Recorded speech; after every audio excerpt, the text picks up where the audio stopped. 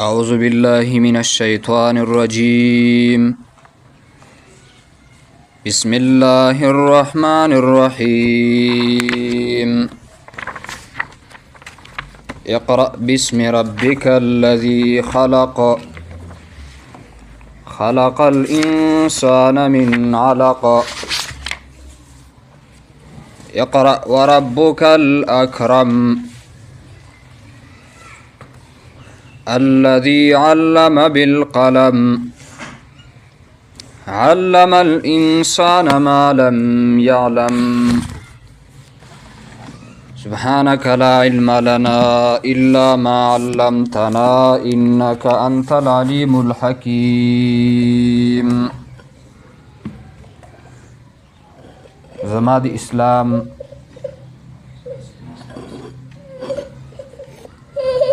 قابل عزت، قابل قدر او په پرده کې ناستو زنانو د الله رب العالمین په موږ او تاسو باندې بشمیره احسانات دي چې هغه انعامات منګ او تاسو شمارو نشمارلی نشو. لکه قرآن مجید کی سورة ابراہیم کی اللہ رب العالمین فرمائی وَأَتَاكُم مِّن كُلِّ مَا سَأَلْتُمُوهُ وَإِن تَعُدُّوا نِعْمَةَ اللَّهِ لَا تُحْصُوهَا إِنَّ الْإِنسَانَ لَظَلُومٌ كَفَّارٌ. الله فرمای درکړي دي تاسو له د هر هغه نعمت نه چې تاسو غوښتل، او کو شمیرې کوئ د نعمتونو د الله نو نشئ حسابولی، شمارې نشئ کولی. یقینا انسان خامخا لوی ظالم او غټ ناشکره دی. په دې آیت کې په دې اخر کې د منعم علیه یعنی په چا باندې چې انعام شوی دی چې هغه انسان دی د هغې حال بیان کو چې ظالم هم دی او ناشکر هم دی، ځکه نعمتونه پې الله ډېر کړي دي. او دغه رنګې صورت نحل هغه کې راځي خو اخیرنۍ تتمه بدل ده. الله فرمایي وان تعدوا نعمت الله لا تحصوها ان الله لغفور رحیم. په دې آیت کریمه کې د منعم حال بیان چې الله پاک بخون کړي، بس کو ته ظالم می او کو ته ناشکر می خو الله دې بخي. ولیکن د الله رب العالمین په نعمتونو کې یو لوی نعمت هغه قرآن پاک دی چې محمد رسول الله صلی الله علیه وسلم ته ورکړی شوی دی او د هغې په واسطه باندې دی امت ته عطا کړی دی الله رب العالمین. لکه قرآن مجید نه داسې معلومیږي سورة رحمان کې الله فرمایي الرحمن علم القرآن خلق الانسان علمه البیان. مهربان باچا دی، ښودلی دی کتاب، ښودلی دی خپل نبی ته قرآن. خلق الانسان پیدا کړی دی انسان، علمه البیان ښودلی دی ورته بیان. نو دلته د قرآن پاک نعمت او تعلیم د انسان د پیدایش نه مخکې ذکر کو. مخکې څه ویل؟ خلق الانسان، مخکې ویل علم القرآن او بیا ویل خلق الانسان. نو تعلیم د قرآن مخکې کو او پیدایش د انسان وروسته کو. اشاره ده دې ته چې لوی نعمت په نعمتونو کې هغه د قرآن تعلیم دی. او دام فرمای چې د انسان اصلی مقصد د قرآن کریم تعلیم په دې باندې عمل کول. لکه نبی صلی الله علیه وسلم په صفاتو مبارکو کې یو صفت دام دی کنه، لکه سورة انبیاء کې راځي وما ارسلناک الا رحمت للعالمین، موږ نه دی لېږلی پیغمبر تعالی را مگر رحمت رحمت لپاره د مخلوقاتو. او د قرآن پاک په صفاتو کې راځي سورت یونس کې هدن و رحمت للمؤمنین، دا قرآن هدایت دی او رحمت دی لپاره د ایماندارو. حاصل د خبرې دا شو چې رحمان باچا فرحمت للعالمین پیغمبر د رحمت کتاب مؤمنانو لره رالیږلی.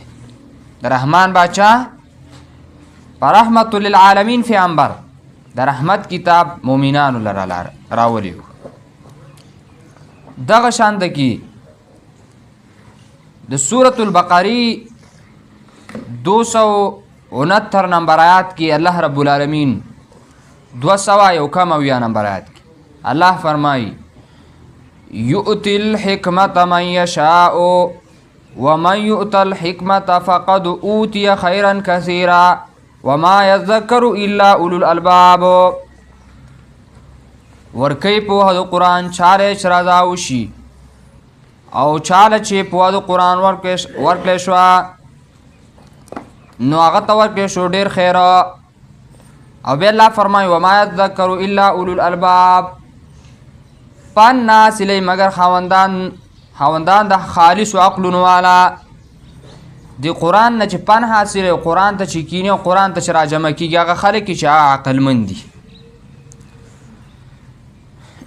امام الوسی رحمه الله د بحر په حواله د روح المانی نه لیکي چې په حکمت کې یو کم دېرش معنی دي، یو کم دېرش اقوال دي د مفسرینو،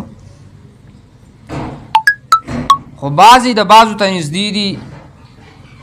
او بیا امام نصفی رحمه الله په مدارک کې یو معنی د حکمت دا لیکلې ده چې علم القرآن والسنت، چې حکمت علم د قرآن او سنت دی.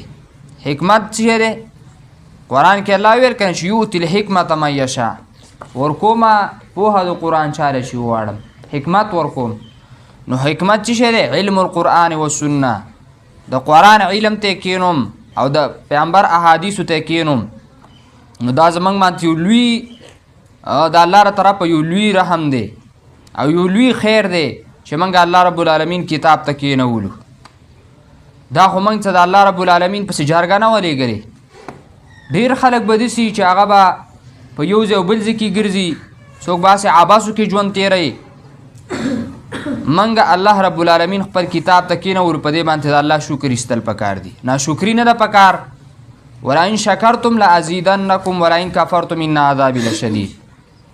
خو د دې نعمت شکر هم ادا کو الله رب العالمین براله نورم زیات کی، او کو ناشکري م وکړله نو بس ایسته به الله پاک محرومه کړي د الله د کتاب نه. امام ابن الجوزی رحمه الله په زاد المسیر کې د 11 اقوالو نه یو قول دا ویلی دی په نقل د ابن مسعود رضی الله تعالی عنه او د مجاهد رحمه الله او د ضحاک او د مقاتل رحمه الله او د نورو نه ذکر کړی دی. وی احدها انها القرآن، د حکمت نه یو چې کوم دی نو قرآن دی. په سورت یونس کې راځي 58 نمبر آیات کې قل بفضل الله وبرحمته فبذلك فليفرحوا هو خير مما يجمعون. ورته ووایه چې په فضل د الله او په رحمت د هغه چې دا قرآن دی، پس په دې دې خوشحالي وکړي او په دې دې خوشحالي وکړي او دا غوره دی د هغه شیونه چې خلک یې راجمع کوي. په دې باندې خوشحالي پکار ده. خلک ډېر سره راجمع کوي دنیا او دغه رنګې د دنیا کار کسب زده کوي، خو په هغه خوشحالي دومره نه ده پکار. په دې باندې خوشحالي پکار ده. ولې دا د الله فضل دی، فضل ورته الله هو. بخاري کې حدیث دی په نقل د عثمان په روایت د عثمان رضی الله عنه کې راځي محمد رسول الله فرمایي خیرکم من تعلم القرآن وعلمه، غوره په تاسو کې هغه څوک دی چې زده کړي قرآن ځان لم او بل ته یې وښیو او خلکو ته یې ښیو. نو طالب العلم تم غوره وویلی شو او ښودونکي او استاذ تم غوره وویلی شو د قرآن. بل حدیث د مسلم کې دی د حضرت عمر رضی الله تعالی عنہ په نقل راځي چې عمر رضی الله تعالی عنہ فرمایل خبردار نبی صلی الله علیه وسلم فرمایلی دی ان الله يرفع بهذا الكتاب اقواما ويضع به آخرین الله په دې کتاب اوچته څه قومونه لرا او کته کیا څه قومونه په الله اوچت کی چې هغه قرآن عظمت او د قرآن حکمت او پیژني او قرآن ته کینی الله رب العالمین ولا عزت ورکي او شرافت ولا ورکي او څه قومونه په الله ذلیل کی چې وینه مني نو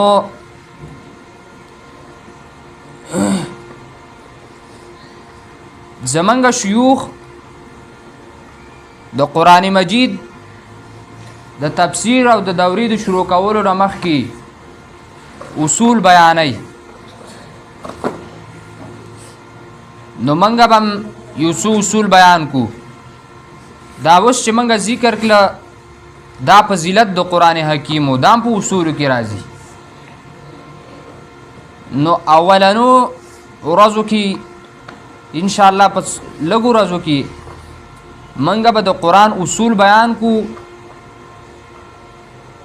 زکه چې و مقوله ده وای من حرم الاصول حرم المقصوده څوک چې د اصول نه محروم شو هغه بر مقصود نه محروم شي چې اصول د تزدانو نو قرآن باندې په هغه ګرانه ده لګه مشکله ده او ان شاء الله دا درس د زنانو درس دی نو موږ به مختصر اصول او آسان اصول ذکر کو د قرآن مجید او زنانو ته درخواست دی چې دعوت وچلی په د خپل کلی علاقه کې نور ملګری مشران زنانې کشران زنانې د ټولو ته دعوت وچلی چې بدیږي کې درس کیږي خصوصي د زنانو د پاره درس کیږي نو چې زنانو د پاره درس کیږي نو د هغې لپاره هم دعوت وشلی چې راځئ د الله کتاب ته کینئ روجې بهترینه میاشت روانه ده او موږ به مختصر اصول ذکر کوو نو که کمې زنانه هغه لیکل کوي نو لیکل هم تشي کولی نو لیکل دی کوي او هغه دی بیا زوتی او چې کومه پکې قابله جینۍ نو هغه دی ته بیا تکرار هم کوي چې کله موږ درس ختماو چې د الله را کتاب تاسو ته یاد شي نو ان شاء الله موږ به اول اصول ذکر کوو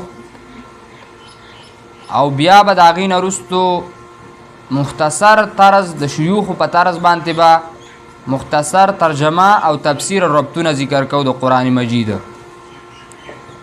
نو تاسو به ستومانه کیږئ نه ځکه چې دا اصول داسې دي چې تاسو به پرې نه پوهیږئ اوس به پرې نه پوهیږئ خو چې کال هم بیا وویل بیا به پرې پوه شئ بل کال هم وویل بیا به پرې پوه شئ او دا موږ په خپله باندې لیدلې ده موږ چې اول ځل دورې له لاړو نو چې اصول یې ویل موږ پرې نه پوهېدلو نو قید کېدلو به ورته نو چې بیا په دویم ځل دورې له لاړو نو بیا پرې پوه شو نو بیا به هم د ځان سره لیکل او زده کول به نو تاسو ته وایم چې د الله دا کتاب تش اورېدل هم ثواب دی زده کول هم ثواب دی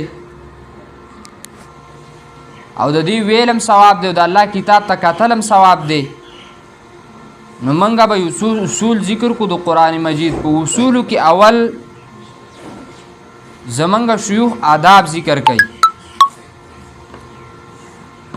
آداب جمع د ادب ده مولا علی قاری رحمه الله په مرقات کې د ادب اغلی کی وی الادب استعمال ما يحمد قولا وفعلا چې ادب استعمالول د محبوب ستایلی شوی شدی کو قول وی کو پیل وی من جمله د آداب نه دادا چې په شروع کې به اعوذ بالله من الشیطان الرجیم بسم الله الرحمن الرحیم لکه سورة نحل تاسو راواړوئ سورة نحل 98 نمبر آیاتو په سورۃ نحل 98 نمبر آیات کې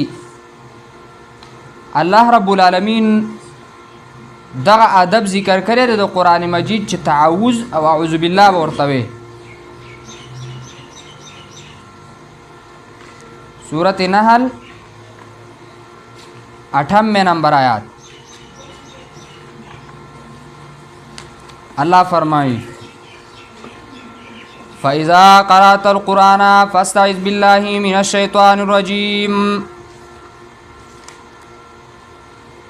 څوارلسمه سپاره ده سورۃ النحل 98 نمبر آیات دی. فَإِذَا قَرَأْتَ الْقُرْآنَ فَاسْتَعِذْ بِاللَّهِ مِنَ الشَّيْطَانِ الرَّجِيمِ. پس کله چې اراده د لوستلو د قرآن وکي نو پناهي وغواړه په الله سره د شیطان رټلی شوي نه. امام سیوطي رحمه الله په الاتقان کې په دې آیات باندې لیکي چې اعوذ بالله من الشیطان الرجیم ویل د قرات نه مخکې سنت دي، بعضو ته واجب ویلی دي. یسن التعوذ قبل القراءة قال تعالی فاذا قرأت القرآن فاستعذ بالله من الشیطان الرجیم. او به لیکي په دغه مخ باندې ولیحافظ على قراءة البسملة اول كل سورة غیر براءة. وی حفاظت دی وکړه شي په لوستلو د بسم الله په اول د هر صورت کې، یعنی په اول د هر صورت کې د بسم الله ولوستل شي بغیر د سورت براءت نه. سورت توبه چې ته ویل کېږي په هغه کې به بسم الله نه لولي. او مفتی شفیع سے په معارف القرآن کې لیکلي دي، هغه مساله لیکلې ده چې د قرآن د تلاوت شروع کولو په وخت کې اول تعوذ یعنی اعوذ بالله من الشیطان الرجیم او بیا بسم الله الرحمن الرحیم لوستل سنت دي. او په مابین د تلاوت کې سوا د سورۃ البراءت نه د هر سورت په شروع کولو کې بسم الله لوستل سنت دي.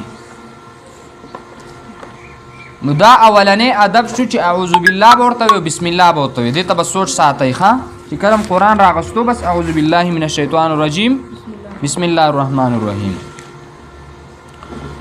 دویم ادب د قرآن مجید د لوستلو لپاره اودس کول، مسواک کول، مسواک استعمالول او اودس کول. لکه امام سیوطي رحمه الله په الاتقان کې لیکلي دي چې بغیر د طهارت او د پاکوالي نه بغیر د اوداسه نه د قرآن مسح کول منع شوي دي. لکه تاسو راواړوئ که نه سورة الواقعه 97 نمبر آیات. سورة الواقعه 97 نمبر آیات کې الله رب العالمین فرمائی لا یمسه الا المطهرون. ندی مسکی دی قرآن لرا مگر پاک شوی کسان. مفسرین لیکي څو معناګانې کې خو دا نه په معنا د نهي ده لکه موږ چې معنا وکړله. ابن کثیر لیکلی دي اے من الجنابة والحدث لا یمسه الا المطهرون، معنا اے من الجنابة یعنی د جنابت د غټي بېودسۍ نه هم پاکي او د وړې بېودسۍ نه هم پاکي. نو او دس په ښه شان سره کول او مسواک استعمالول او بیا د الله کتاب ته کېناستلو. نو دوه اداب شو. دریم ادب د آدابو د قرآن نه دا دی چې غوږ به ورته ږدي. سورت اعراف تاسو راواړوئ، سورت اعراف 204 نمبر آیات. سورت اعراف 8مه سپاره ده، 9مه سپاره، 9مه سپاره سورت اعراف 204 نمبر آیات. اخیرنی آیات د سورت اعراف ښه، بلکې اخیرنی نه دی، د اخیرنی نه یو آیات مخکې وإذا قرئ القرآن فاستمعوا له وانصتوا لعلكم ترحمون. نو کله چې لوستل شي قرآن قصد اورېدو ورته وکړئ، غوږ ورته کېږدئ او چپ شئ، خامخا په تاسو باندې به رحم وکړی شي. نو د قرآن بل ادب دا شو چې غوږ به وتږدي. معلومه دا شوله چې قرآن بیانېږي او غوږ ورته نه ږدي او سوچونه دې په بل ځای کې دي، ناسمه دلته او زړه مې په کندو کې دی. نو فاستمعوم راغلی دی او انصتوم راغلی دی، اورې به هم چپ به هم پاتې کېږي، یا به ویل کې یا به اورېدل کې، خبرې به نه کې په خپل منځ کې. دا نه چې سوچونه دې شروع کړي دي، سوچونه فکرونه به بیا کې. دلته چې د الله کتاب ته رایل د الله کتاب کې سوچ کوه. نو لعلکم ترحمون نتیجه به دا شي چې رحم بر باندې وشي، او چې الله را باندې رحم وکړو جو بس کامیاب شي.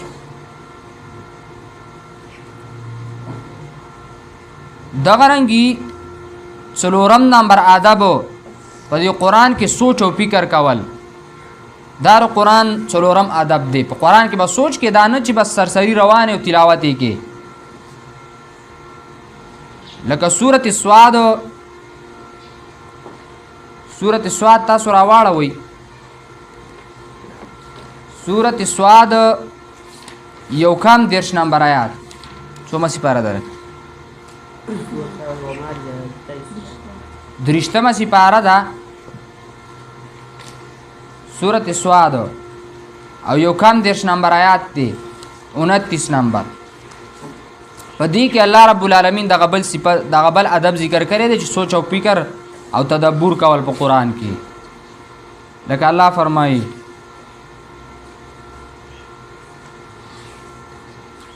کتاب انزلناه الیک مبارک لیدبروا آیاته وليتذکر اولو الالباب. کتاب انزلناه الیک مبارک لیدبروا آیاته.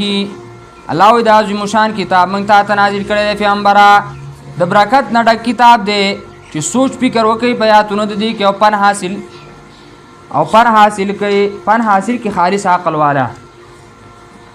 او دا مضمون به ان شاء الله رستو راشي، موږ به په حکمت د قرآن کې وو. خو ادب دا شو چې برکت والا کتاب الله نازل کړی دی لیدبروا آیاته وليتذکر اولو الالباب، چې د تدبر پکې وکړل شي او سوچ او فکر پکې وکړل شي د الله په کتاب کې. دغه رنګي پنځم آداب د آداب د قرآن نه هغه ځان بچ کول دي د هغه اشیاونه چې منع کوونکي دي د فهم د قرآن نه. داسې شیونه دي چې هغه تا فهم د قرآن نه منع کوي، سمج د قرآن نه او د علم د قرآن نه دي منع کوي، د هغه اشیاونه به ځان وساتي. نو هغه شیونه کم دي چې تا قرآن د سمج نه او د قرآن د پوهې نه منع کوي. نو کو ته وایې چې ما ته قرآن یاد کړی شي او په ترجمه باندې په تفسیر باندې یاد کړم، نو د دې شیونو نه ځان وساته. لکه تاسو راواړوئ که نه سورت اعراف راواړوئ. سورت اعراف کې دغه شیونه ذکر شوي دي چې د دې نه به ځان وساتي. سورت اعراف 9 سپاره ده. سورت اعراف 146 نمبر آیات 146. سأصرف عن آياتي الذين يتكبرون في الأرض بغير الحق وإن يروا كل آية لا يؤمنوا بها وإن يروا سبيل الرشد لا يتخذوه سبيلا وإن يروا سبيل الغي يتخذوه سبيلا ذلك بأنهم كذبوا بآياتنا وكانوا عنها غافلين. سأصرف عن آياتي الذين يتكبرون في الأرض بغير الحق. یقینا وابړم د پوهې د آیاتونو خپلونه هغه کسان چې تکبر کوي په ځمکه کې فنا حقه. یو صفت دا شو چې تکبر په انسان کې موجود او ځان لوی ګڼو او ځان غټ ګڼو، په بل چا باندې تکبر کاو. تکبر څه ته ویل کېږي؟ تکبر تاسو به په هغه ریاض صالحین کتاب کې ویلي که نه، تکبر ویل کېږي بطر الحق وغمت الناس. حق نه منل، حق خبره ته چا وکړل او ته نه منل. قرآن او حدیث یوه خبره ذکر کړې ده او ته ویل نه دا خو زمونږ نیکه او نیا به داسې چل کاو. بطر الحق او غمت الناس خلق کمزوري ګڼل مره وای دا څوک دی دا څوک په زنانو کې دا شی ډېرې دا ځان نه وباسي نو تکبر دا الله رب العالمین په خپله په قرآن کې تصریح وکړه په دې خبره باندې چې زه به غواړم د پوهې د قرآن نه هغه خلک چې هغه تکبر کوي په ځمکه کې ذنون رحمه الله هغه لیکي وی ابا الله ان یکرم قلوب الباطلین لمکنون حکمت القرآن انکار کوي الله چې عزتمن کړي زونه د باطل پرستو پرازونه د حکمت د قرآنو یعنی د باطل پرستو زلونه الله رب العالمین په حکمت باندې نه منور کوي او علامه سیوطی په الاتقان کې د علامه زرکشی نه نقل کوي او تفسیر الهام الرحمن کې د ترخ شیخ صاحب نقل کوي هغه فرمایي واعلم انه لا يحصل للناظر فهم معاني الوحي حقيقة ولا يظهر له أسرار العلم من غيب المعرفة وفي قلبه بدعة أو إصرار على ذنب أو قلبه كبر أو هوى أو حب الدنيا أو يكون غير متحقق الإيمان أو ضعيف التحقيق أو معتمدا على قول مفسرين ليس عنده علم بظاهر أو يكون راجعا إلى معقوله وهذه كلها حجب وموانع وبعضها أكد من بعض اغلی کی وی پوها شچی یقینا نه حاصلیږي کتون کی د پاره پوها د معانی د وحی حقیقت او نه ظاهریږي د لرازونه د علم د پټ معرفت نه یعنی الله ول پټ معرفت د علم نه ور کوي ولی چې د پزړه کې بدعت دی بدعت ناشنا کار ته ویل کېږي چې نه د الله پیغمبر کړی دی نه صحابو کړی دی او نه بل چا یو کار کړی دی وی و په دې ملا کې و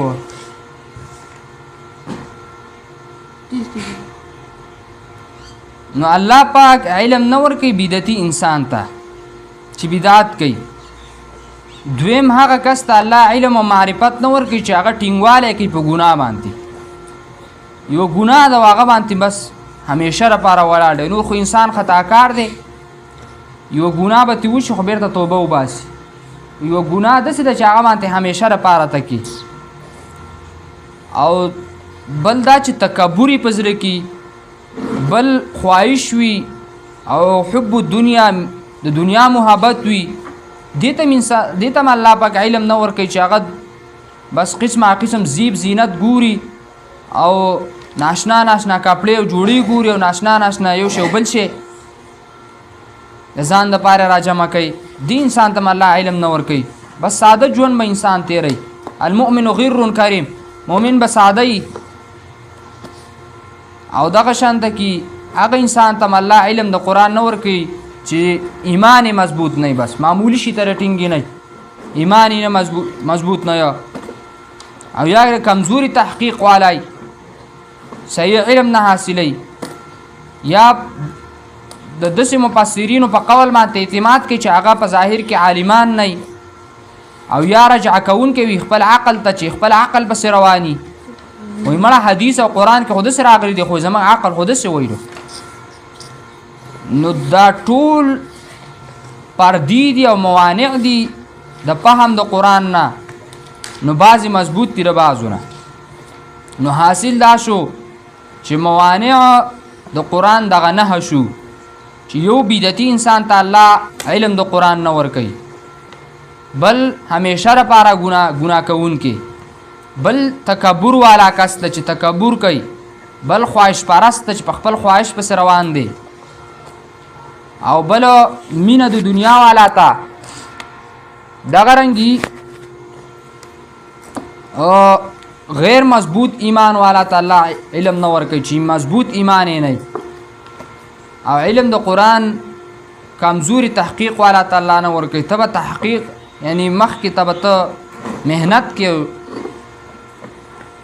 او دغه رنګي خپل عقل په ستلون کې کستم الله علم نه ورکوي چې په عقل پس رواني نو دا نه موانع د قران مجید د علم نه ذکر شو بیا زمونږ شیوخو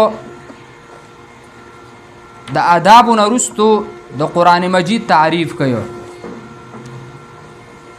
نو عادت د علماو دا دی چې هر کتاب شروع کوي نو په هغه کې اول تعریف، موضوع او غایه ذکر کی. نو زمونږ د شیوخو طرز او طریقه دا ده چې د قرآن مجید د ترجمې د شروع کولو نه مخکې تعریف د قرآن حکیم، اسماء د قرآن، نمونه د قرآن او حکمت ذکر کوي.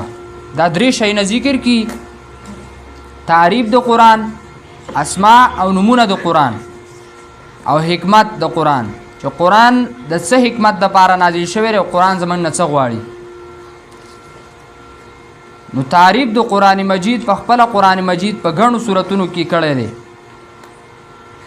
لکه سورة الشعراء تاسو راواړوئ.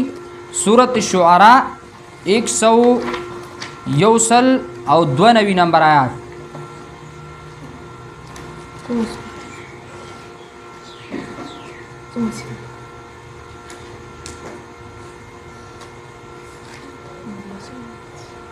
سورة الشعراء 192 نمبر آیات کې الله فرمایي: وَإِنَّهُ لَتَنزِيلُ رَبِّ الْعَالَمِينَ نَزَلَ بِهِ الرُّوحُ الْأَمِينُ عَلَى قَلْبِكَ لِتَكُونَ مِنَ الْمُنذِرِينَ بِلِسَانٍ عَرَبِيٍّ مُبِينٍ وَإِنَّهُ لَفِي زُبُرِ الْأَوَّلِينَ أَوَلَمْ يَكُنْ لَهُمْ آيَةً أَنْ يَعْلَمَهُ عُلَمَاءُ بَنِي إِسْرَائِيلَ. الله فرمایي یقینا دا قرآن نازل شوی د رب العالمین د طرفه او راتله پکې دی روح الامین، روح امانتدار، فضلستا چې شی د یره کوونکو نه د شی د یره ورکوونکو نه او په ژبه د عربی کې په واضح نازل شوی دی. نو تعریف د قرآن پاک ذکر شو چې د الله ر طرفه په زړه د محمد رسول الله صلی الله علیه وسلم او په واسطه د جبرئیل علیه السلام نازل شوی دی په عربی ژبه کې، او حکمت بیان شو چې د ویره کوونکو نه دی. دغه رنګه سورۃ اعراف 2 نمبر آیات کې راځي. سورۃ اعراف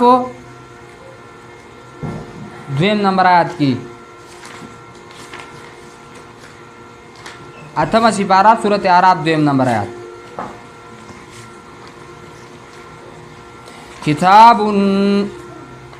کتاب انزل الیک فلا یکن فی صدرک حرج. کتاب انزل الیک چې دا عظیم شان کتاب دی چې نازل شوی دی تا ته.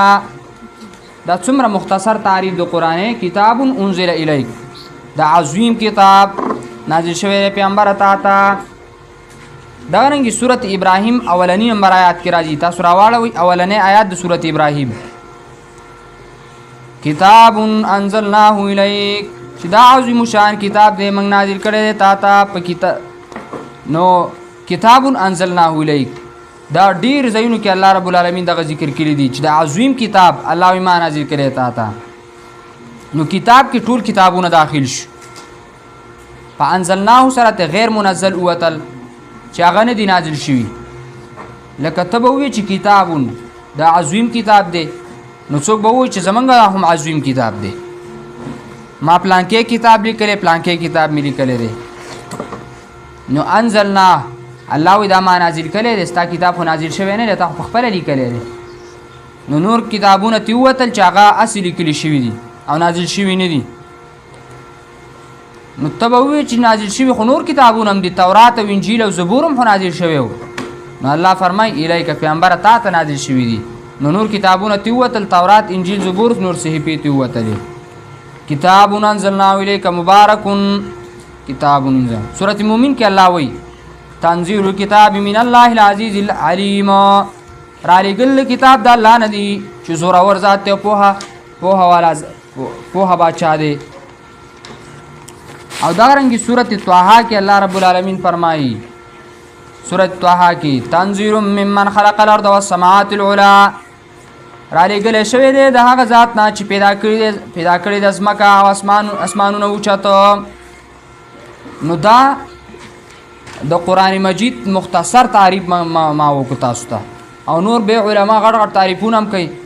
ما تاسو سره قرآن نه تعریف وکړو، بس دغه مختصر د ځان سره یاد.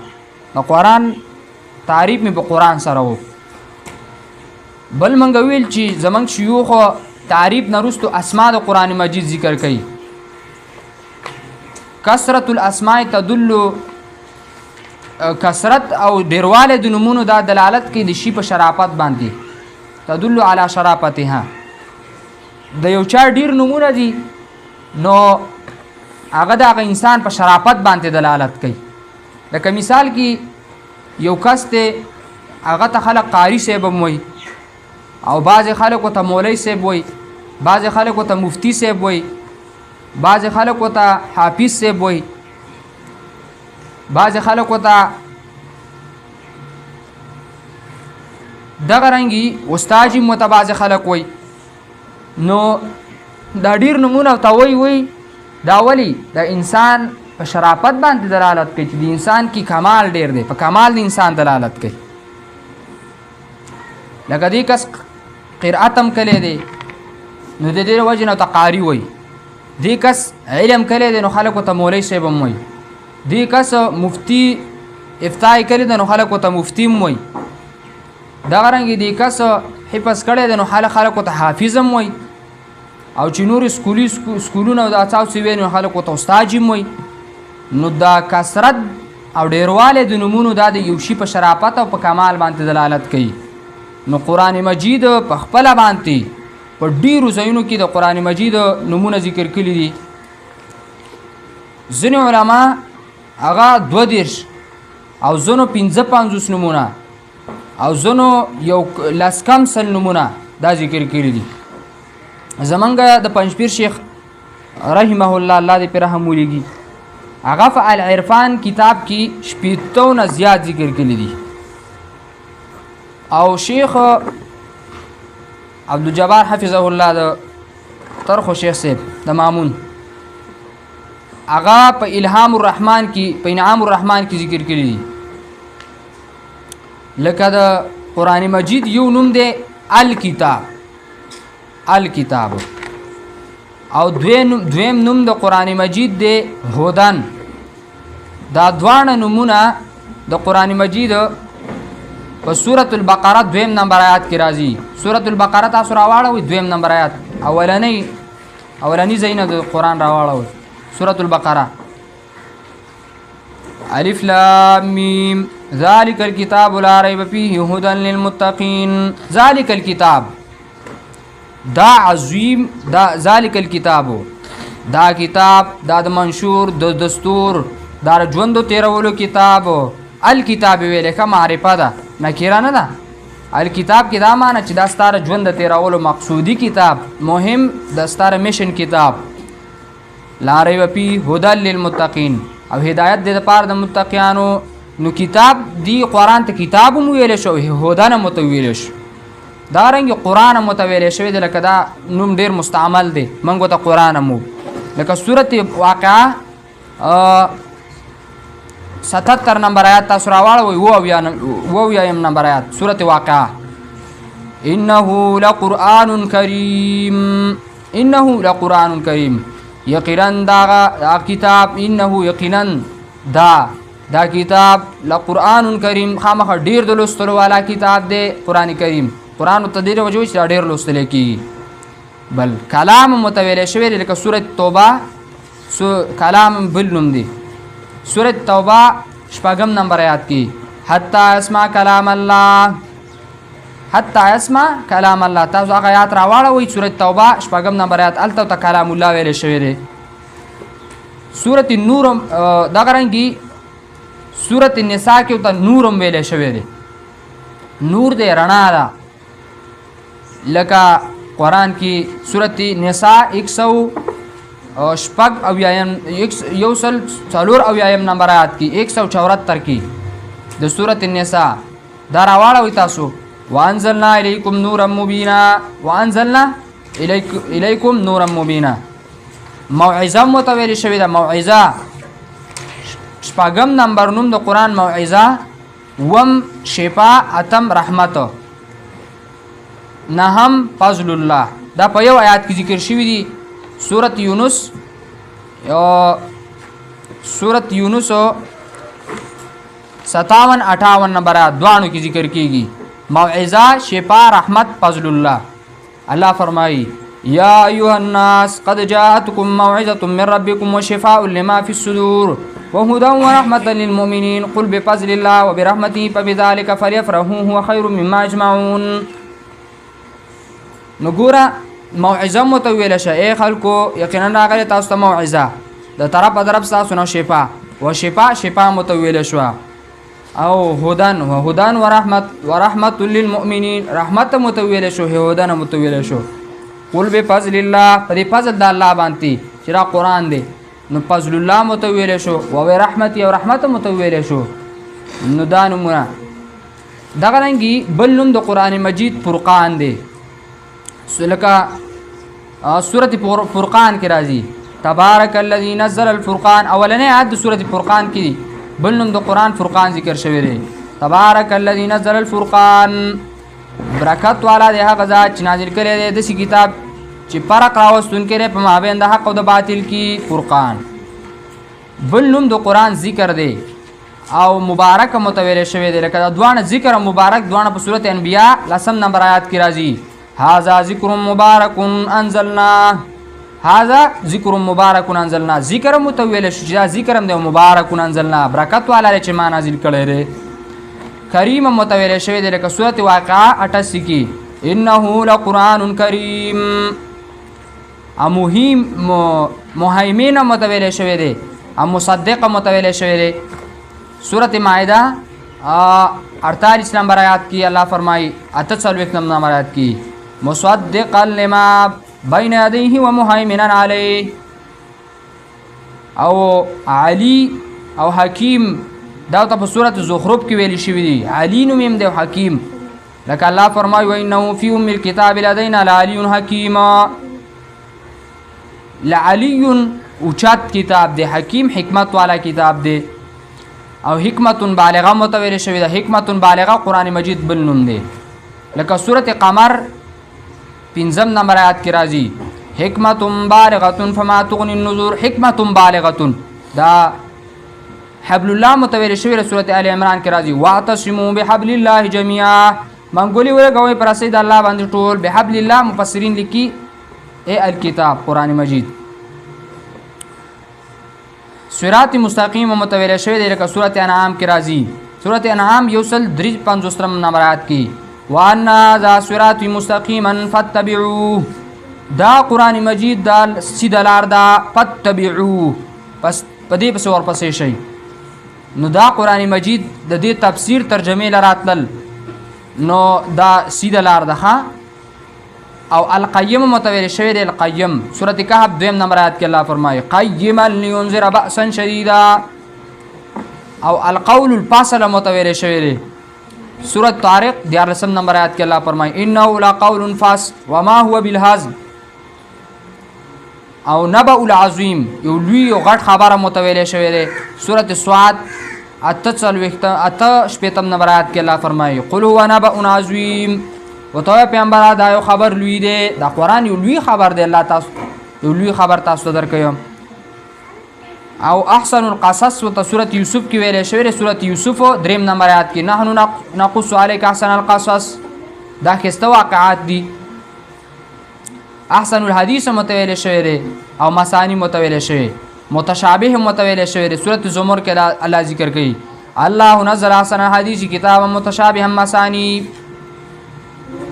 نو د قرآن مجید ډیر نمونه دي بس دا یو څو منګه ذکر کړل اختصار به وکړو نن اولنۍ ورځ ده نو لږ معمولی به ذکر کو. نو دا د قرآن مجید یو څو نمونه منګه ذکر کړل. نو د قرآن مجید په یو تعریف د قرآن مجید ذکر شو یو اسماء نمونه د قرآن مجید ذکر شول او بل حکمت د نزول د قرآن بس دا ذکر کو به بس کو.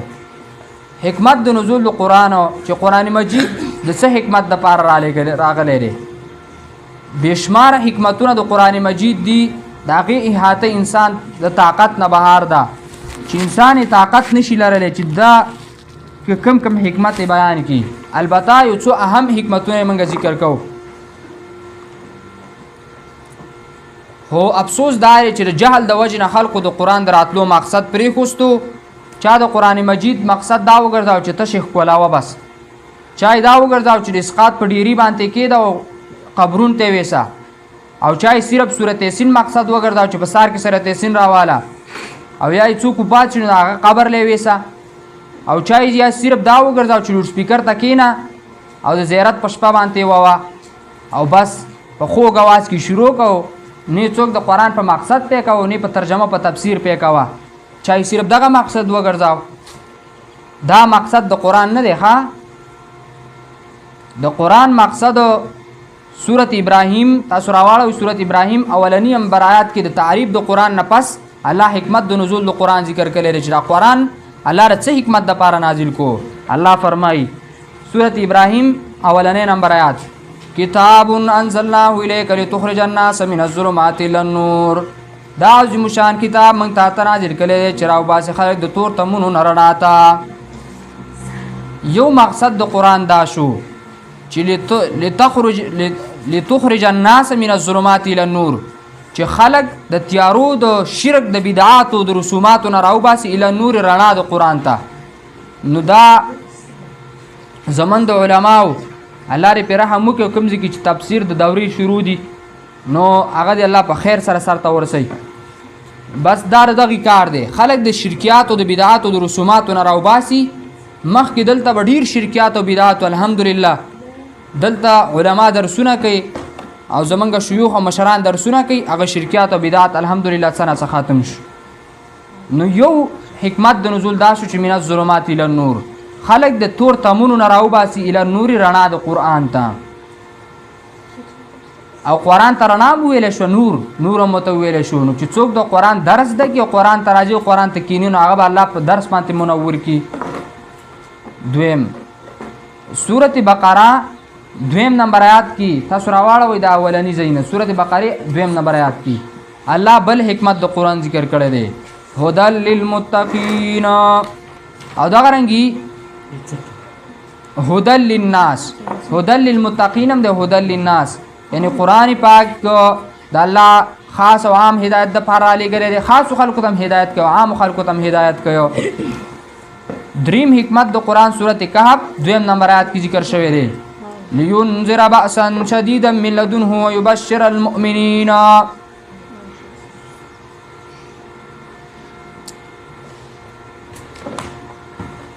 لینذر بأسا شدیدا من لدنه ويبشر المؤمنین یعنی د انذار او د تبشیر د پاره راغلی دی. انذار مطلب ایره ورکی په جهنم په عذابونو د قیامت په ورځ باندې الله ایره ورکی. د الله پیغمبر په قرآن سره ایره ورکی.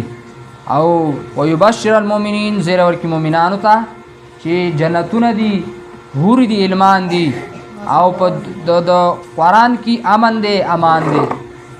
نو تبشیر هم پکې بشارت او انذار هم پکې ایره هم پکې را. دغه رنګي سورت سواد کی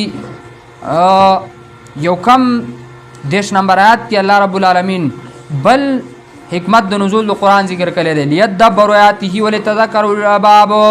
تدبر او پن حاصلولو د پاره الله را لېږلی دی چې دا خلک ته تدبر فکر پکې وکړي سوچ پکې وکړي. الله وایي دا کتاب مې راولېږو چې ته پکې سوچ وکړي او پن حاصل کړي. دغه رنګي سورت ابراهیم کې الله بل حکمت د نزول د قرآن ذکر کړی دی هذا بلاغ للناس. دا تبلیغ رسول د پاره الله را لېږلی دی چې دا قرآن مجید دا کوه جلی او کوه خفي او خدا حدیث د محمد رسول الله دی او قرآن دی د دې تبلیغ بکې ها هذا بلاغ للناس. دا اصلي تبلیغ دی. نن زمون علما لګي دي هر طرف نه आवाज راخیږي د جمعتونو د لوډ سپیکرونو او درس او تدریس د قرآن کوي. دا تبلیغ دی نو ولی تبلیغ خو صرف دې ته نه ویل کېږي چې بستر راواخلو داسې روان شه. نه تبلیغ دا دی بس دا قرآن د یو آیات ترجمه دی وکړه دا هم تبلیغ دی او په قرآن درس او تدریس دی وکړه دا هم تبلیغ دی. هذا بلاغ للناس دا تبلیغ دی د رسول لپاره الله را لېږلی دی. د دې تبلیغ به کې دا به خلکو ته رسي. دا صرف د اسقاطونو دپاره نه دی را لېږلی شوی او نه صرف د دې لپاره را لېږلی شو چې نوی کور جوړ کړه هغه ته یې ویسه او نه صرف د دې لپاره را لېږلی شوی چې سورت یاسین او قبرونه یې ویسه. نه او نه صرف د چاندو لپاره را لېږلی شوی دی چې خلکو نه پې چاندې راټولوه، نه دا صرف او صرف د تبلیغ لپاره راغلی دی چې درس او تدریس د کتاب به کې او زده کې به او دغه شان د کې د شفا لپاره الله پکې روحاني د مرضونو شفا مې کړي ده. او شفاء لما فی الصدور، په زړه کې د نفاق دی، منافقت دی، په زړه کې د کبر او تکبر دی، په زړه کې د حسد دی، بغض دی،